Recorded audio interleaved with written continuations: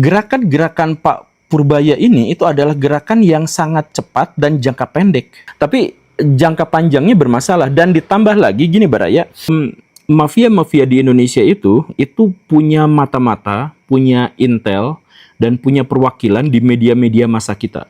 Nah, itu kekuatan media mereka itu sanggup untuk bikin Indonesia tuh chaos, bikin Indonesia tuh perang, sama kayak kemarin gitu ya.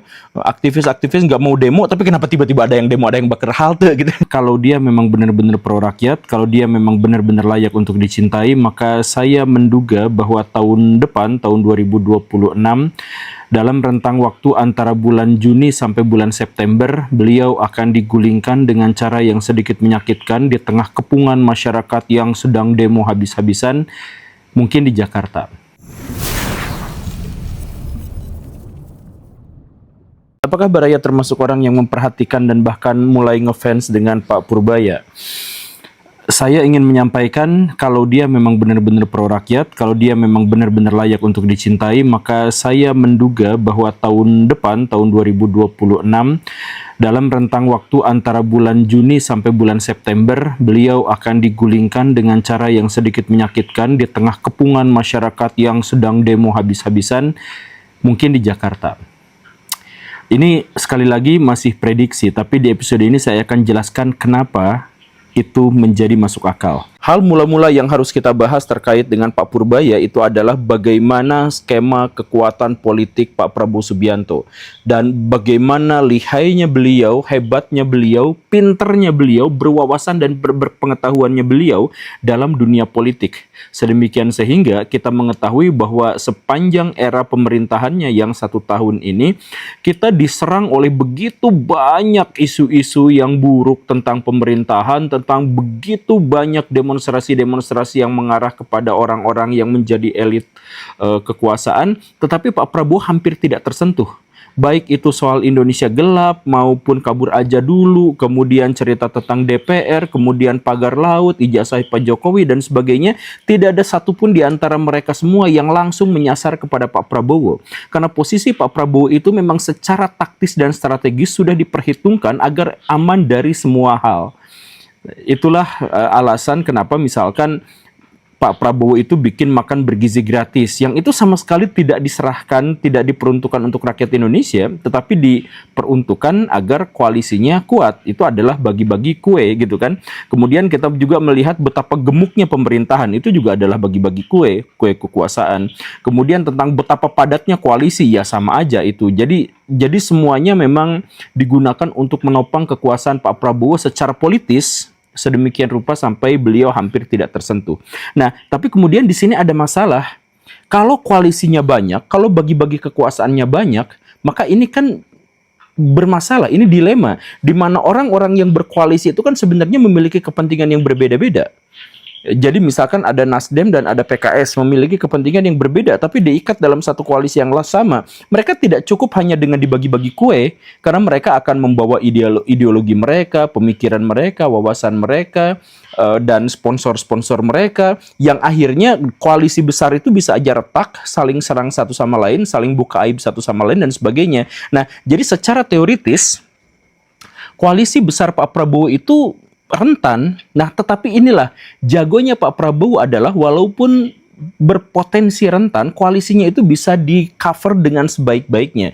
Caranya, salah satu cara yang digunakan oleh Pak Prabowo adalah beliau itu ahli sekali dalam manajemen konflik, menciptakan secara sengaja atau memelihara secara sengaja konflik-konflik yang ada di belakang untuk kemudian dijadikan alat untuk memperkuat kekuasaannya. Jadi misalkan begini, di lingkar terdalam Pak Prabowo itu ada Pak Dasko. Pak Dasko itu kuat luar biasa. Seorang pemikir politik yang ya, cerdas luar biasa, bisa mengontrol dan mengatur luar biasa. Tetapi Pak Dasko itu bisa aja terlalu overpower, bisa aja menjadi terlalu besar, dan itu bisa aja menggerus kekuasaan Pak Prabowo. Nah, bagaimana cara yang dilakukan oleh Pak Prabowo? Datangkan musuhnya dalam tanda kutip. Siapa? Pak Syafri Samsudin.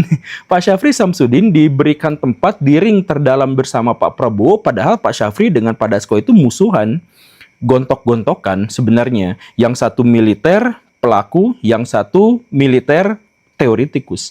Nah, itu permusuhan, persaingan di antara mereka tuh sengaja dibiarkan oleh Pak Prabowo, tapi dua-duanya tuh diikat dalam ring terdalamnya. Agar apa? Agar satu sama lain menjadi mulai takut dan khawatir dengan orang lain, dan keduanya itu minta menggelayut kepada kekuasaan Pak Prabowo. Akhirnya mereka adiksi terhadap Pak Prabowo, dan akhirnya Pak Prabowo bisa mengendalikan keduanya.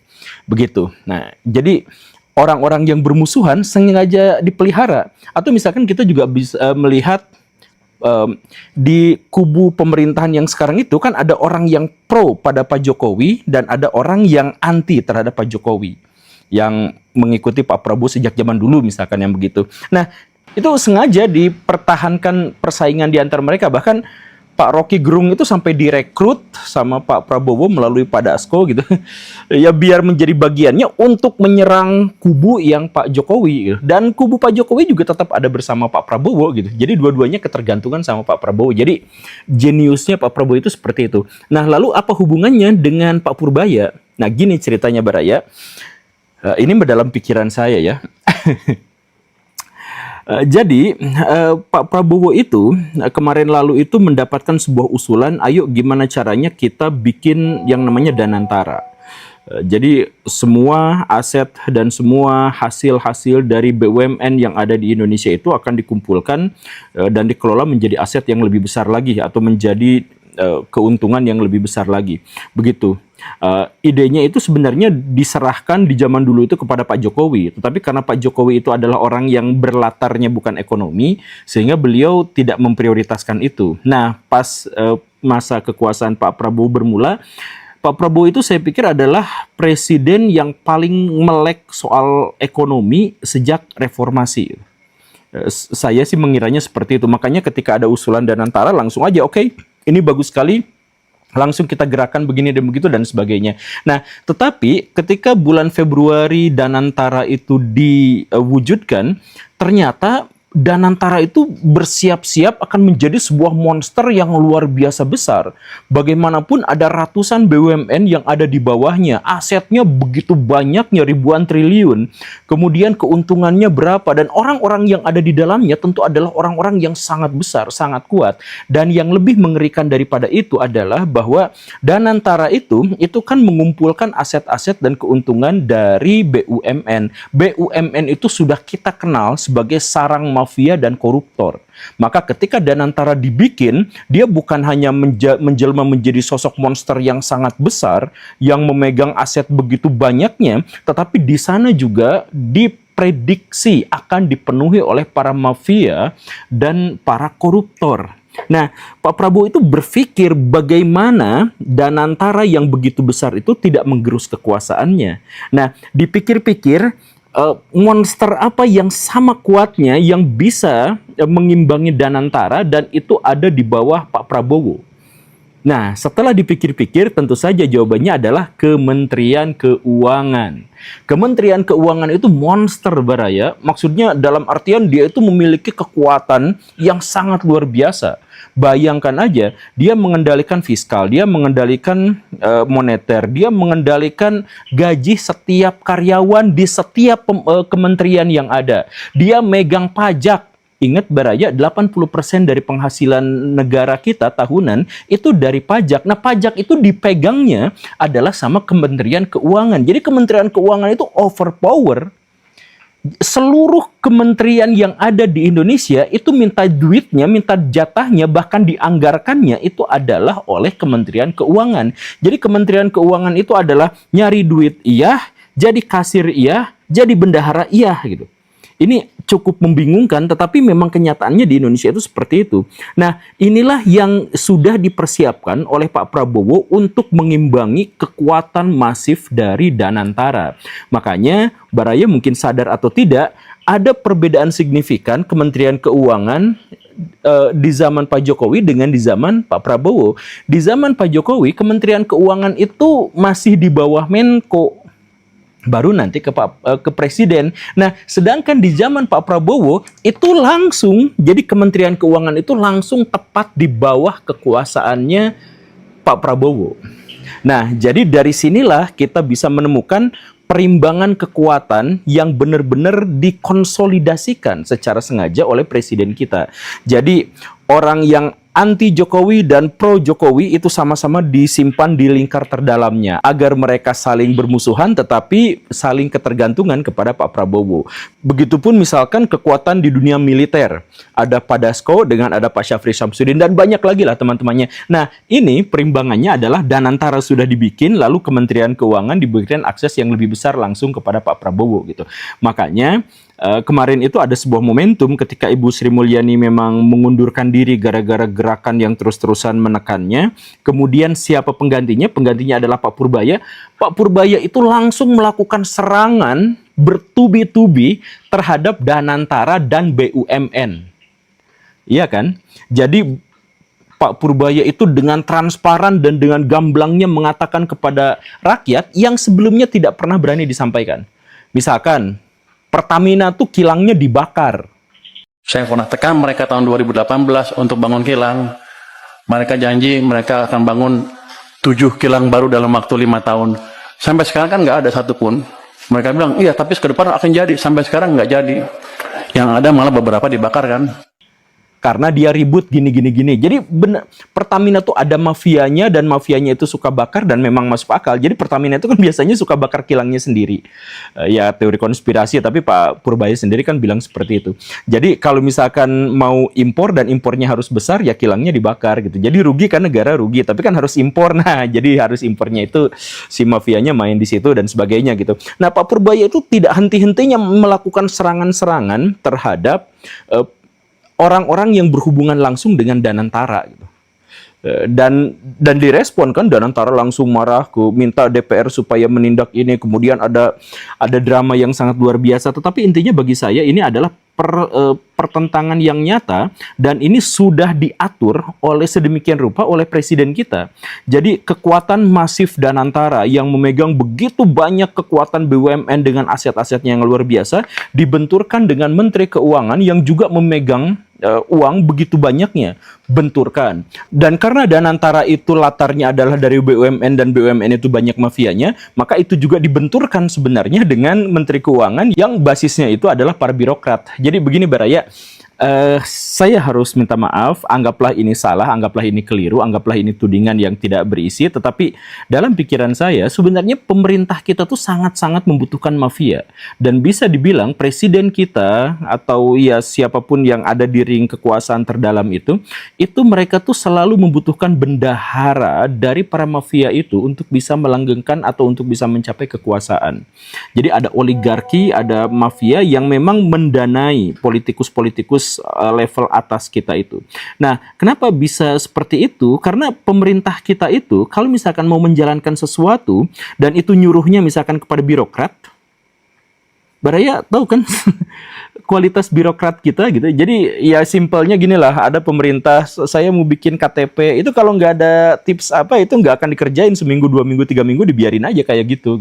Saya mau lapor begini dan begitu, itu nggak akan ditindaklanjuti, mereka bakal main game aja gitu. Nah, karena itu pemerintah itu banyak menggunakan atau terpaksa menggunakan para mafia daripada nyuruh para birokrat untuk kerja gitu. Karena kalau misalkan ke mafia biasanya cepet dikerjainnya.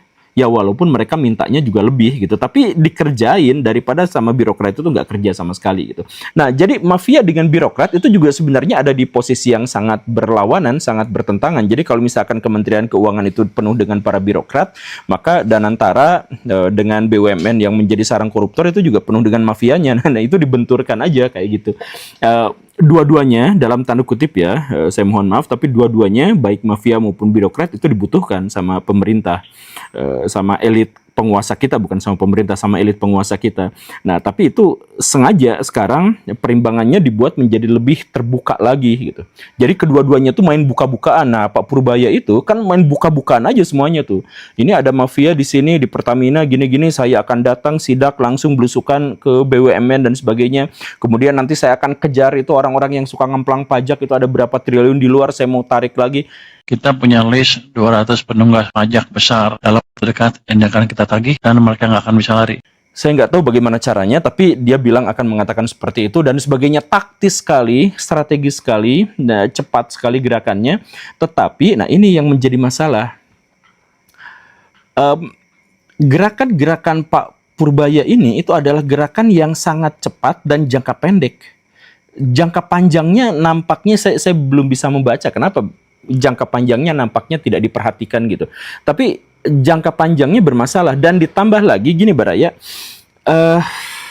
ini ada keunggulan lagi ya. Jadi mafia-mafia di Indonesia itu punya mata-mata, punya intel dan punya perwakilan di media-media masa kita. Itu yang ditudingkan seperti itu gitu ya, karena memang banyak kejadian ya di media-media mainstream kita atau influencer-influencer kita itu banyak yang ternyata itu adalah anak buah dari mafia, dibayar oleh mafia tanpa kita ketahui. Ada yang katanya seperti itu gitu ya. Nah, itu kekuatan media mereka itu sanggup untuk bikin Indonesia tuh chaos, bikin Indonesia tuh perang, sama kayak kemarin gitu ya. Aktivis-aktivis nggak mau demo, tapi kenapa tiba-tiba ada yang demo, ada yang bakar halte gitu.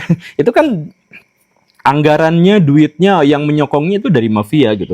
Nah, sekarang itu dilawan dan dibenturkan dengan buzzernya Kementerian Keuangan. Jadi Baraya, saya lupa di episode yang mana, tapi saya pernah menjelaskan bahwa di antara semua kementerian yang ada di Indonesia, yang buzzernya paling kuat itu adalah Kementerian Keuangan.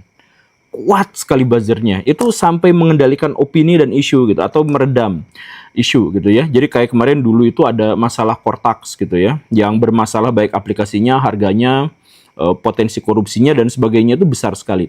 Dan orang-orang benci banget sama Kortax itu karena dulu tuh kita mau bayar pajak itu harus lewat situ dan itu gak jalan-jalan gitu. Itu kesalnya luar biasa gitu. Termasuk saya pada waktu itu gitu. Mau bayar pajak malah dipersulit. Tapi walaupun pengalaman masyarakat secara akumulatif itu menganggap bahwa Kortax itu jelek, pas kita cari di Google gak ada yang jelek. Netral aja semuanya. Gini cara Kortax gini. Ya pas saya cek di analisis media, iya yang Enigma itu ya. Iya ternyata memang ada pihak, dugaan saya dari Kementerian Keuangan, ada pihak yang memang mampu mengatur opini dan isu-isu di masyarakat gitu. Termasuk juga ketika Pak Purbaya naik itu, beranda kita itu Pak Purbaya belum ngomong apa-apa, baru sedikit, belum bikin gebrakan yang terlihat gitu, baru sedikit, tapi itu langsung jadi media darling di mana-mana gitu.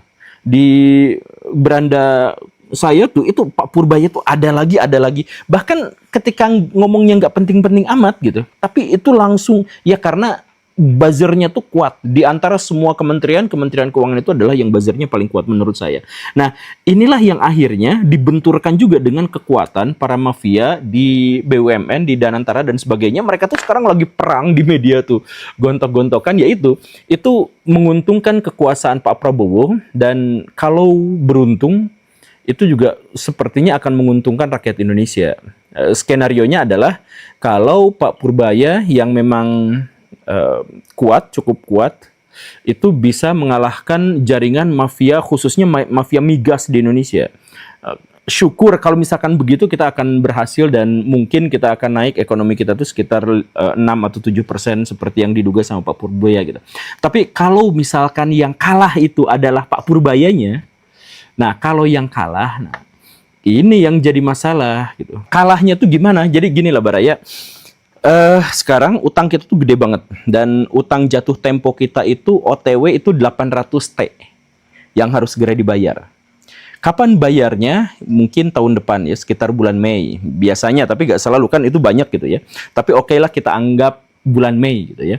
Nah, kalau misalkan utang itu dibayar dan jatuh temponya segitu dan kita memang harus bayar, maka dugaan saya Pak Prabowo itu akan kembali melakukan efisiensi, termasuk juga ke daerah-daerah itu ongkosnya akan dipotong gitu ya, biaya pendidikan, anggaran apa segalanya akan dipotong, dan itu tuh akan langsung kerasa ke masyarakat. Saya kayak kemarin Bupati Pati gitu, kenapa dia naikin PBB sampai sekian ratus persen? Ya karena dipotong dana untuk daerahnya gitu, dan itu akan terjadi lagi ketika kita memang harus bayar utang nanti yang 800 T itu gitu. Nah, itu mungkin akan menciptakan gejolak lagi buat masyarakat, dan kemudian mafia-mafia itu akan menungganginya lagi, membiayainya lagi, dan kemudian menciptakan chaos yang lebih besar. Dan sejak saat itulah mungkin Kementerian Keuangan itu yang akan menjadi sasaran utama, sasaran empuk dari serangan-serangan masyarakat yang otaknya dikendalikan oleh para mafia itu.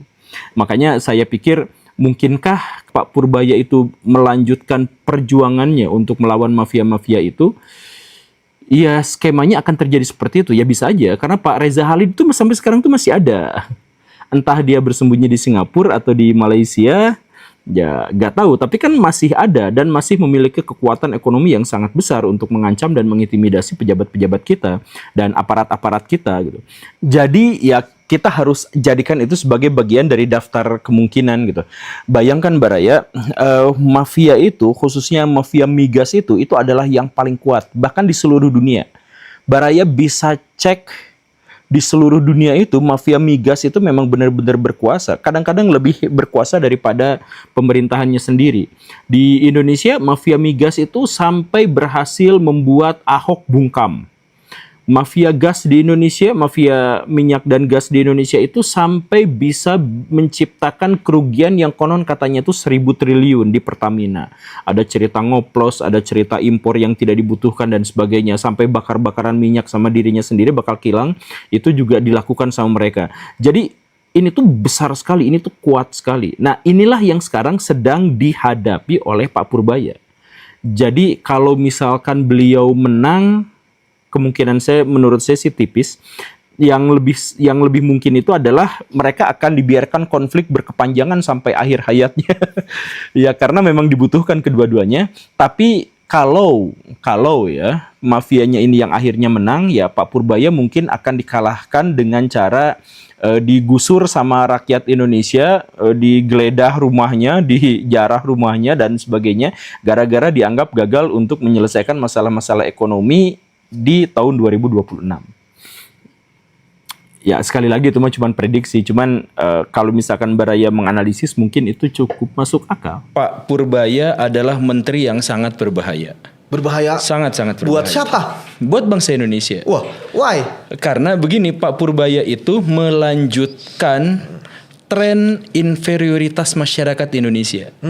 Jadi maksudnya gini, Pak Purbaya itu berbahaya justru karena beliau kinerjanya baik. Oke. Dan bukan hanya baik tetapi demonstratif. Ya. Masalah terbesar bagi bangsa di Indonesia yang inferior ini adalah setiap kita mengalami krisis, setiap kali mengalami tekanan, bencana alam dan sebagainya, maka tren yang berkembang di masyarakat adalah tidak di antara mereka itu yang berpikir bahwa dirinya menjadi pahlawan, dirinya menjadi solusi, dirinya berkontribusi gitu. Tapi mereka tuh berharap ada orang lain yang jadi pahlawan. Betul. Ada orang lain, orang terkenal, orang hebat yang bisa menyelesaikan masalah. Jadi dan ini tuh tren dari zaman dulu. Misal dulu ada yang namanya Pak Joko Widodo. Oh, Pak Joko. Iya. Beliau itu dikenal sebagai orang yang anti penggusuran dan pro terhadap rakyat kecil. Betul. Itu kan yang di framingnya kan. Ya. Dan karena itu maka dia dipuja-puji, dielu-elukan. Ya. Jadi ketika bagaimana Indonesia ke depan bisa maju kalau presidennya Jokowi. Begitu rakyat Indonesia mencoba untuk berharap kepada Pak Jokowi. Lalu ketika Pak Jokowi itu mengalami periode kedua, mulai ada masalah dan di akhir masa pemerintahan periode keduanya itu benar-benar dihancurkan. Orang-orang langsung, aduh saya sedih sekali, saya kecewa berat sama Pak Jokowi, ternyata Berbalik dia arah. begini. Berbalik arah. Nanti muncul lagi KDM Ya. dipuja dan Ya, dipuji betul. lagi dan seterusnya. Nah tren ini sekarang dilanjutkan oleh Pak Purbaya. Jadi bukan karena dia tuh jelek, justru karena beliau tuh bagus dan Ya. kebagusannya itu cukup demonstratif. Ya, betul. Kemudian dilihat banyak orang, FYP di mana-mana. Kemudian masyarakat itu selalu saja terjebak pada hal yang sama. Mereka kemudian berharap pada pihak lain, mengelu-elukan secara berlebihan. Saya langsung ngefans berat sama ini dan sebagainya. Kenapa rakyat Indonesia tuh gak berpikir bahwa dulu pernah dikecewakan gara-gara hal yang sama? Bisakah kita skeptis? Bisakah dukungan kita kepada Pak Purbaya itu bukan hanya sekedar dukungan kekaguman? Ya, kekaguman, betul. Bukan hanya itu. Iya. Tapi dukungan dalam langkah nyata. Contoh Misalnya? misal KDM yang kemarin gitu ya. Ya, KDM dikagumi betul. karena merakyat Dan membantu. konkretnya. langsung membantu konkretnya Iya. di lapangan. Iya. Lalu ketika Pak KDM itu bikin kebijakan kebersihan, Iya. rakyat yang paling mengaguminya tetap buang sampah sembarangan. Betul. nggak ada tergerak. Nggak ada. Teladan. Jadi bukan keteladanan yang di. Bukan, kekaguman aja, kagum karena kita inferior, kita menganggap setiap ada bencana kita berharap pada pihak lain. KDM datang ke sebuah pasar di Bandung, Ya. kotornya luar biasa, sama dia dibersihin sebersih-bersihnya. Ya, tapi Lalu dia katakan ini harus tetap bersih. Wahai pengagum saya yang selalu ngikutin channel saya yang Ya. apa, ini harus tetap bersih. Tidak bersih. jadi hanya sebatas mengagumi tapi tidak mengikuti perintahnya. Ya karena inferior, masyarakat kita tuh inferior. Jadi ada masalah, kita berharap orang lain yang menyelesaikannya. Oke. Jadi coba kalau misalkan ya, Bapak pernah lihat di Indonesia ada korban bencana alam. Betul? Kemudian datang wartawan. Ada dialog yang template. Ya. Wartawan akan bertanya, Pak, apa yang Bapak harapkan? Lalu korban itu akan menjawab, ya kami berharap agar pemerintah segera memberi bantuan. Iya. Bukannya itu lumrah, ya kan? Karena kita kan nggak bisa berbuat apa-apa nih, ya kan? Sementara kita mode survival kita muncul kan? Ya, Apa yang dimunculkan itu berharap ada bantuan, ya kan? Salah, dari kebalik. pihak ekstra kebalik. Bukan begitu harusnya berpikir. Masyarakat Nusantara itu di zaman dulu sebelum partai politik menghegemoni pikiran kita, Oke. masyarakat kita itu adalah masyarakat gotong royong. Ini saya bedakan ya. Oke, gotong Jadi royong. dulu misalkan ya di kampung saya Iya. ada jalan rusak. Masyarakat inisiatif aja, yuk kita perbaiki jalan. Ada jembatan runtuh. Pak RT mana Pak RT? Pak RT yuk kita galang, kita kerja bakti sama-sama. Kita bikin jalan, perbaiki jembatannya. Oke. Lalu datang partai politik. Partai politik itu menjanjikan selalu yang sama. Pilih kami karena kami akan memperbaiki jalan. Pilih kami karena kami akan memperbaiki jembatan. Sejak saat itulah ketika jembatan runtuh, kami berharap agar pemerintah segera memberikan bantuan kepada kami. Atau Kenapa nggak dirinya yang menjadi bagian dari solusi sama seperti nenek moyang mereka? Kenapa gotong royong kita itu menjadi hilang? Kita ada korupsi besar-besaran, ada liga korupsi di Iya, Indonesia. iya. Orang-orang yang marah-marah itu Iya. adalah orang yang masih korupsi kecil-kecilan. Iya. Jadi mereka itu tidak marah karena ada korupsi, mereka marah karena dirinya tidak menjadi bagian dari korupsi itu. Jadi dan kemudian mereka berharap ini korupsi segini gede Pertamina. Ketika datang Pak Purbaya hajar tuh Pertamina, Iya. Pertamina itu Seneng. ngebakar kiamat Iya, sendiri. Kita seneng luar Iya, biasa. Betul. Seperti ada apa? Ada juru Selamat, ada lah ya. Mesias, ada Mesias, ya. Satrio Piningit. Iya, Satrio Piningit, Nanti ya. setelah Satrio Piningitnya turun, tidak ini kita berharap lagi nunggu siapa lagi ya yang menjadi Satrio Piningit buat kita gitu. Inilah saya tuh berusaha untuk ngajak kepada orang-orang semua, bisakah kita mengagumi KDM tanpa harus mensakralkannya. Kita mengikuti langkah dan kebijakannya, menghormati pribadinya, dan hal-hal yang baik kita ikuti juga sebagai bagian dari pribadi kita. Kita integrasikan dengan pribadi kita. Ketika kita bertemu dengan Pak Purbaya, apa yang hebat dari Pak Purbaya? Beliau ngomong ceplas-ceplos, celetuk langsung hajar kepada orang-orang yang diduga para penjahat di Indonesia. Kenapa nggak diikuti aja bahwa kita sebagai rakyat Indonesia, kalau ada preman kita hadapi seperti itu. Ketika ada orang jahat kita hadapi seperti itu. Kita nggak ngikutin keberaniannya, kita hanya mengagumi orangnya. Untuk kemudian nanti kalau kita sudah bosan, kita cari Satrio Piningit lah. Iya. Berganti, bosan. Iya. Berarti ada masanya dong. Iya, Kalau memang kayak gitu kan forever. memang di Indonesia kontemporer, memang di Indonesia itu begitu gitu. Gini, artinya kan sekarang ya apakah masalah kita terlalu inferior Pak Guru ya, karena tadi ketika ada sesuatu yang bagi saya sebenarnya kan kalau bagi kita kan itu biasa aja, emang kebijakan dia memang ya itulah tugas dia gitu kan. Tapi karena merasa dulu nggak ada begitu gitu kan, ada begitu tiba-tiba oh ini loh yang saya cari. Bukan Iya, gitu? betul. Enggak, kekaguman itu wajar. Ya wajar, betul. Normal. Kagum Betul. itu wajar dan Orang normal. banyak yang kagum sama K-pop juga. Iya. Ya kan? Nah, coba kalau misalkan ada orang kagum sama K-pop misalkan Iya. ya, kagum. Dia diam-diam di kamar mandinya, di kamarnya menghadap cermin, dia joget ala K-pop. Oh jadi sampai terlalu menginisiasi ke dalam diri dia ya? Iya, K-pop ya? kalau kekaguman kan begitu kan? Iya, kekaguman, Jadi, betul. jadi misalkan kalau saya kagum sama tokoh Mirroring. tertentu, ya Dia kita tuh mirroring. mencoba gitu kan? Iya, kayak dia mirroring Nah, kan. kenapa kalau misalkan kita kagum pada Iya. seorang politikus, kita kagum pada penegak hukum, kita tidak menjadi seberani dia? Kenapa kita tidak menjadikan diri kita menjadi bagian dari solusi? Dia menginspirasi saya untuk memperbaiki Indonesia, maka saya pun harus menjadi bagian yang memperbaiki Indonesia. Kenapa enggak gitu loh? Kenapa kita malah, wah Pak Purbaya keren, pemberani. Kalau saya mah tidak berani. Kenapa gitu? Betul. Ya kalau Pak Purbaya berani, ya kita juga harus sebagai orang yang mendukungnya ya ikut berani kayak gitu. Kenapa juga enggak gitu? Karena kalau enggak kan dia sendirian. Kan saya Iya, juga melihat betul. walaupun ya dia diangkat langsung oleh Pak Prabowo ya sebagai Menteri Keuangan, istilahnya bendaharanya negeri ini ya, itu yang pertama. Kemudian kedua ya tentu kan kekuatan politik dia kan juga besar. Tetapi saya kan sudah punya pengalaman ya. Ketika melawan mafia, melawan orang-orang yang sudah mapan, kita kan menghajar yang dinamakan dengan zona kemapanan. Iya. Dan dukungan masyarakat itu ya itu kan juga nggak akan besar ketika kemudian mendapatkan serangan balik. Dan Pak Purbaya itu dalam kondisi yang tidak aman sekarang kan? Iya, kenapa nggak aman? Ya, dia mulai senggol-senggol mafia, dia mulai senggol-senggol oligark. Padahal baru senggol dikit ya. Iya. Kalau senggol dikit bacok ya. Nggak, coba maksudnya gini nih. Iya, paham.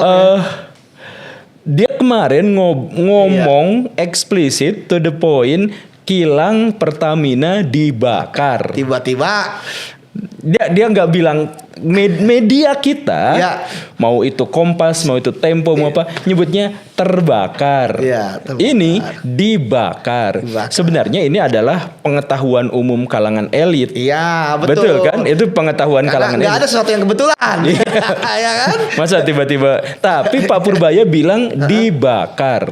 Nah, dibakar itu berarti meniscayakan ada yang membakar. Ada pelaku. Ada pelaku. Betul. Siapa yang berani membakarnya? Dipikir-pikir sih, kalau kilang kebakar, berarti nanti tuh negara tuh harus impor BBM dalam skala yang besar lagi. Jadi kesana ya. Nah, kalau begitu berarti ada pihak yang diuntungkan.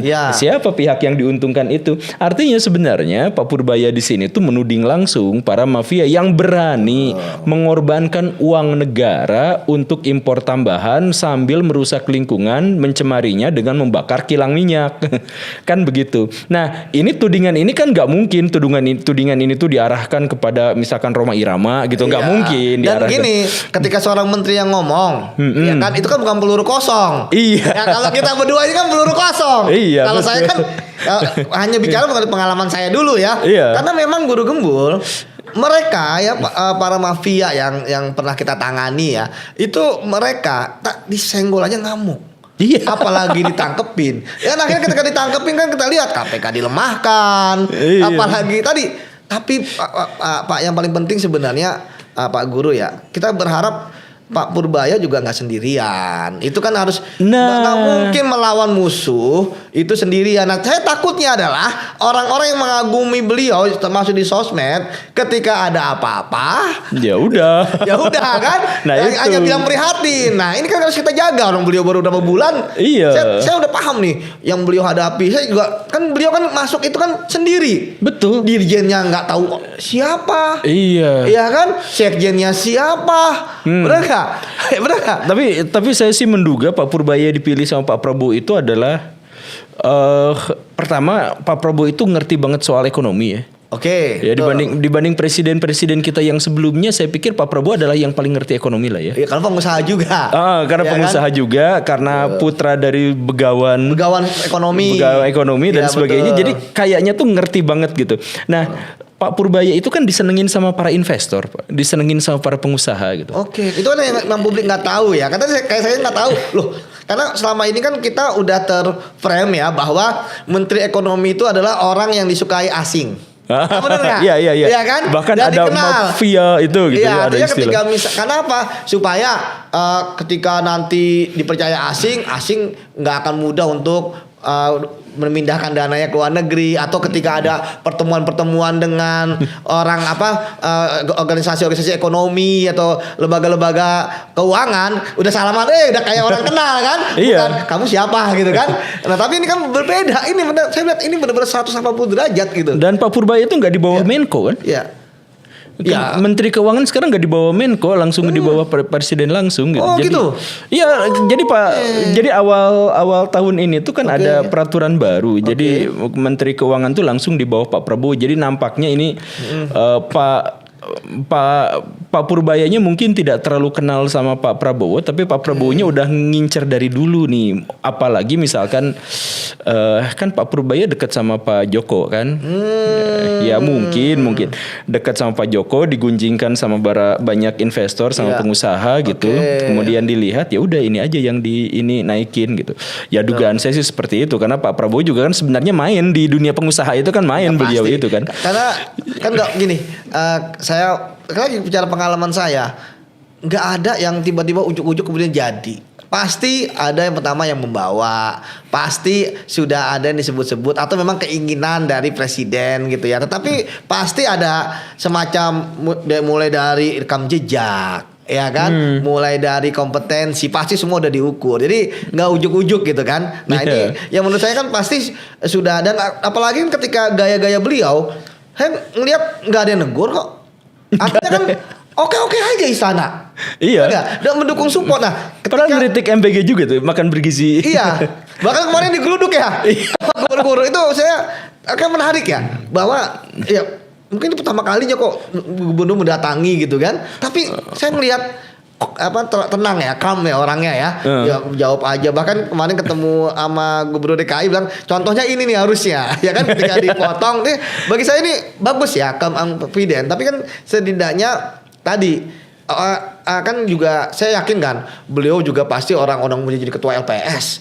Ya kan, ketua LPS kan kalau tidak salah kan dipilih itu kan mulai proses juga kan, ada proses politik dan sebagainya. Tetapi artinya bahwa ya beliau ketika melakukan itu, apalagi setingkat menteri, ya kan, pasti beliau masa ada kekuatan besar yang mendukung gitu ya. Nah artinya ketika tindakan-tindakan beliau ini, ya kalau bagi saya kan, ini bagi saya kan semacam hal yang kadang kutip, kalau dulu kan tabu, ada menteri yang berbuat gaduh ya. Ini kan gaduh kan? Iya. Kalau zaman masa dulu kan gaduh. Kalau ini kan dibiarkan gitu kan? Ini kan berarti menarik. Ada misi apa sebenarnya? Tapi kalau ini teori saya ya. Teorinya teori saya. Teori kan? Iya, teori saya itu bahwa Pak Prabowo itu memang salah satu cara untuk mempertahankan kekuasaan dan melanggengkan otoritasnya itu adalah dengan merangkul semua pihak. Semua pihak tuh dirangkul kan, beliau tuh Pak Prabowo itu kan. Iya, semuanya. Ya kan? Yang nggak beringat nanti dulu loh. Nah, betul. Tapi kan konsekuensinya gini, kalau semuanya dirangkul, semuanya berantem, Pak. Oh iya, nggak bisa wadah yang sama ya. Nggak bisa. Ikan cupang aja berantem. Iya kan. Kalau misalkan ada dulu misalkan dulu beliau itu kan Pak Prabowo itu nyalonin diri sebagai presiden, berkompetisi dengan Pak Jokowi, ya kan? Iya. Nah, jadi ini tuh tim suksesnya itu kan sebenarnya musuhan. Sadis-sadis saya lihat kan. Musuhan, hujat-hujatan, ejek-ejekan, lapor-laporan ke polisi, lapor-laporan dan sebagainya. Kan? Kemudian sama Pak Prabowo disatukan. Nah, ini sebenarnya timnya di belakangnya itu kan tetap berantem, Pak. Pasti kan istilahnya kan hati yang terluka tidak akan bisa terobati. Paling di belakang senyum-senyum kayak tadi cipika-cipiki gitu kan. Tapi nusuk-nusuk ya kan. Gimana? Nah, jadi pikiran saya, ini teori saya. Jadi Pak Prabowo itu membiarkan orang-orang untuk bersengketa di bawahnya, bahkan mengkompori mereka untuk tetap bersengketa. Ini adalah gaya yang dilakukan oleh banyak pemimpin-pemimpin dunia. Jadi ada satu pemimpin di bawahnya gontok-gontokan, biarkan mereka gontok-gontokan agar dua-duanya berharap dan minta perlindungan sama Pak Prabowo. Nah, jadi itu dipelihara dalam tanda kutip, ini teori saya ya. Jadi misalkan pendukung Pak Joko itu gabung sama Pak Prabowo kan, sekarang ada Pak Pratikno, ada apa segala rupa gitu kan. Kemudian pendukungnya yang dari Pak Prabowo sendiri itu juga gabung ke situ. Iya betul, satu kolam sekarang. Satu kolam. Biarkan mereka berantem, biar dua-duanya terketergantungan sama Pak Prabowo. Begitu. Nah, Pak Purbaya ditempatkan, yang saya bayangkan ya, Pak Purbaya itu ditempatkan untuk gontok-gontokan berantem sama BUMN dan Danantara. Jadi kemarin Pak Prabowo itu kan bulan Februari itu bikin Danantara. Kemudian Danantara itu itu kan sebenarnya ide bagus, ide cemerlang gitu. Ditawarkan kepada Pak Jokowi, Pak Jokowinya tidak respon karena beliau memang latarnya bukan ini ya, bukan ekonomi, pengusaha sih tapi bukan ekonom gitu. Nah, mungkin Pak Jokowinya mengabaikan atau waktunya keburu habis, giliran Pak Prabowo ditawarkan, oh ini bagus, langsung jalan. Tapi pas begitu jalan Danantara kegedean. Besar berapa triliun dia ya? 14.000 Iya 14.000 asetnya dan ada 500 BUMN di bawahnya 500 sekian. Nah karena terlalu besar, ini siapa yang bisa mengimbangi ini? Iya betul. Pak Prabowo tuh berpikir dia tuh harus bikin manajemen konflik di bawahnya itu tetap ada, tetap bersaing satu sama lain, tapi ketergantungan sama Pak Prabowo sebagai pemimpin negara, pemimpin otoritas. Nah Danantara ketika menjadi terlalu besar, semakin besar, aduh ini siapa nih yang harusnya jadi pengimbangnya. Jadi Danantara tuh monster, saya sebut di video saya tuh Danantara tuh monster, gede banget tuh, asetnya tuh luar biasa. Seluruh BUMN dan BUMN itu di situ tuh ada pejabat baik dan ada para mafia di situ. BUMN itu kaya dengan para mafia. Saya udah nangani banyak kasus BUMN. Nah, coba yang misalkan Liga Korupsi di Indonesia itu BUMN semua penuh di situ. Betul, karena menarik ya. Jadi gini, BUMN itu Guru Gembul ya. Iya. Sistem anti korupsi apa yang tidak mereka punya? Iya. Ada ISO 37001 tentang sistem bribery system, pengawasan, tapi itu berantakan semua ya. Kalau itu terkait dengan pegawai level super senior manager kena, apakah kepala divisi kena, dibelah langsung. Iya langsung, betul. Tapi kan di Liga Korupsi Indonesia itu kenapa besar-besar sampai ratusan triliun? Karena pelakunya ada direktur utama. Iya. Kalau direktur utama selesai. Iya. Ya kan begitu. Jadi selesai, nggak ada percuma lu ada sistem anti korupsi, lu percuma ada anti fraud gitu kan. Iya. Anti kecurangan. Kalau yang nyuruh adalah direktur utama. Kayak kemarin misalkan ada korupsi tambang timah ada apa. Iya. Yang ditangkap kan bukan direkturnya, bukan apanya, tapi orang-orang ininya. Nah, karena Danantara itu besar, monster dan itu bagus sebenarnya buat Indonesia, tapi dipenuhi oleh para mafia. Iya. Pak Prabowo tuh mikirnya, saya menduga gitu ya, Pak Prabowo itu mikirnya untuk melawan monster kita harus menciptakan monster. Nah monsternya itu apa? Kementerian Keuangan. Makanya Kementerian Keuangan dikasih otoritas lebih, langsung dihubungkan secara langsung dengan Pak Prabowo, tidak melalui Kementerian Menko. Tidak usah pakai Menko, langsung aja nyambung ke situ. Nah setelah punya otoritas langsung, jadi siapapun menterinya itu langsung ngobrol sama Pak Prabowo, dia Kementerian Keuangan juga menjadi overpower. Kasir bendahara yang ngatur ekonomi semua Indonesia fiskal dia pegang, moneter dia pegang, pajak dia pegang, cukai dia pegang. Wah, sakti. Dan dia mengawasi BUMN. Betul, dan BUMN. dia mengawasi juga Danantara. Nah, makanya jadi si Kementerian Keuangan dibenturkan sama Danantara, dibenturkan dengan BUMN biar tetap menjaga keseimbangan. Ya saya sih menduganya seperti itu. Jadi kemudian Pak Purbaya sekarang beliau populer bukan hanya pribadinya, personanya memang populer, tapi juga kewenangannya. Bukan. Apa? Ada buzzernya. Oh, ada buzzer, lihat dari mana? Kalau saya lihat kok organik semua kok. Coba ini silahkan konfirmasi pernyataan saya benar atau salah. Baraya yang sebelumnya tidak suka nonton Pak Purbaya, Baraya yang sebelumnya tidak pernah lihat Kementerian Keuangan, Baraya yang sebelumnya tidak pernah ribut soal politik, hanya nonton drakor dan sebagainya. Pas scroll di TikTok atau scroll di short YouTube, tiba-tiba ada Purbaya di situ. Gitu nggak? Saya nggak sampai ke situ. Tapi maksudnya ya memang mungkin kalau saya kan ngelihat teman-teman saya ya. Ya teman-teman saya kan emang sekarang kita kan butuh orang yang mendobrak. Kan selama ini kan kita hidup dalam tadi zona kenyamanan, harus begini. Kemudian ada orang yang istilahnya mampu untuk melakukan hal yang masyarakat inginkan, ya kan? Artinya kan nggak jadi masalah menurut saya. Jadi saya mohon maaf ya, Pak Purbaya itu awal muncul dia itu bagian dari kontroversi. Kenapa? Ketika dia mengatakan, kata siapa Indonesia krisis itu cuman segelintir orang aja yang ngaku-ngaku. Itu yang 8+7 dan lain sebagainya itu nggak masuk akal bla bla. Beliau tuh bagian dari kontroversi itu, dan kemudian tak lama setelah itu saya mohon maaf, saya klarifikasi, saya kan bahasanya masih koboi dan sebagainya. Jadi beliau tuh mengawali dari itu, entah bagaimana ceritanya tiba-tiba menjadi sangat-sangat media darling gitu. Media darling. Sekali lagi, bukan berarti beliau jelek, bukan berarti beliau jahat. Beliau tuh sangat baik. Beliau tuh profesional sampai sejauh ini.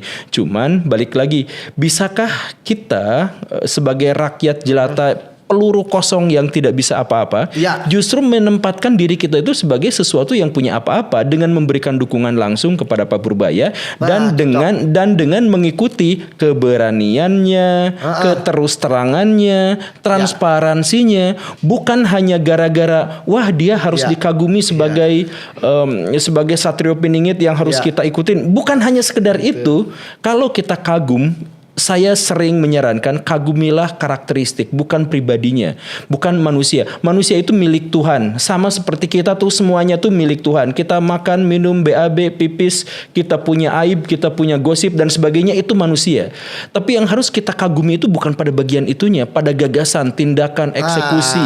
Pada ketika Pak Purbaya itu misalkan berani menentang mafia, ketika Pak Purbaya Harus itu berani iya, juga. Jadi betul. inspirasi. Itu. Jadi inspirasi. Jadi setiap orang baik kita copy paste ke dalam diri kita sendiri, bukan sekedar kita kagumi, kita sakralkan, kita sembah-sembah, lalu kalau misalkan dia melakukan kesalahan kita bela-belain, kemudian ketika dia melakukan kebaikan kita puja-puji dan sebagainya, bukan sekedar itu. Tapi diri kita pribadilah yang menjadi penerus bagi orang yang kita cintai itu. Siap. Mantap. Agar Indonesia, jadi gini nih Pak, Iya. saya pengen ngomong di akhir lah ini semua, ini mungkin ya. Iya, gimana Pak, Guru Gumul? Indonesia itu masalahnya tuh banyak banget. Oh, banyak, betul. Dalam semua hal. Saya lihat dunia pendidikan kotor luar biasa. Saya pindah ke hukum itu udah bukan kotor lagi, berlumpur, bau busuk. Sosial gila. Datang ke lembaga keagamaan banyak juga korup. Lihat ke artisan gak bener. Saya ngelihat kemana-mana itu rusak. Nah, solusi dari kerusakan masif itu apa? Perbaikan masif di semua lini. Artinya setiap satu orang dari 283 juta rakyat Indonesia harus sama-sama menjadi solusi bagi bangsa Indonesia. Jadi semuanya harus. Nah, jangan sampai ketika masalah begitu rumit Pak Purbaya disuruh maju sendiri, Pak KDM disuruh maju sendiri. Enggak. Kalau Baraya kagum sama Pak Purbaya, kalau Baraya kagum sama KDM, kalau Baraya kagum pada Pak Jokowi zaman dulu, misalkan, ayo kita gerakan apa yang membuat kita bangga, apa yang membuat kita suka padanya, kita copy paste masukkan ke dalam diri kita, jadikan diri kita sebagai solusi, jadikan kitalah yang berkontribusi. Jadi kita bisa melawan korupsi kecil-kecilan. Dari misalkan mulai menegur, misalnya mulai menegur ada preman yang kebut-kebutan di jalan. Kita bisa mulai melawan korupsi dengan ketika kita mau bikin SIM ke Pak Polisi, kemudian Pak Polisinya minta duit, kita viralkan. Gitu. Kita bisa menjadi bagian dari solusi dari kecil-kecilan itu. Kita punya anak siswa dari sekolahnya itu kemudian ngambil pungutan yang aneh-aneh. Kita berani untuk melaporkan. Itu kan. Kemudian jadi solusi dari bangsa yang kolaps ini, yang rusak, yang kerusakannya, kemaksiatannya itu masif ini adalah kolaborasi semua pihak untuk menjadi solusi, bukan hanya 1-2 orang.